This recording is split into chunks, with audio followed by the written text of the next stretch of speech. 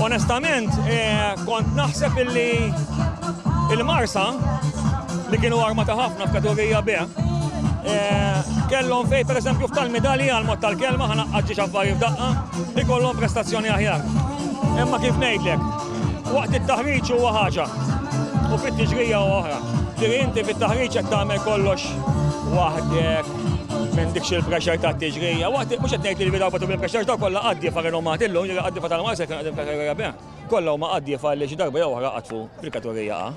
Kollu ma għaddi fa' stability, pero jiena ta' dilettanti ġifieri ċertu affarijiet nqishom forsi dak li jkun jgħidlek dak kif titkellem hekk, imma jiena nitkellem bħala dilettant ta' regatta. U stennejt pereżempju f'tal-medalji qalbi il-Marsa ħajjagħmlu prestazzjoni aħjar. L-istess stennejt mid-Dajsa tal-Isa pereżempju tal-medalji li ħajkollha prestazzjoni ferma aħjar milli kellha.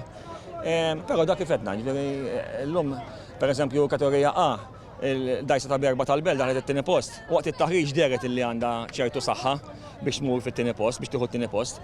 Pereżempju ma rridx innaqqas mill-mertu tal-klabb tal-Marsa pereżempju llum il-lora ta' volja waqfu ftit qabel, imma bħala Dajsa kienet armata tajjeb ħafna fit-taħriġ deret illi ħatati sfida kbira, però llum ir-riħ nafu li l-aploba kbira.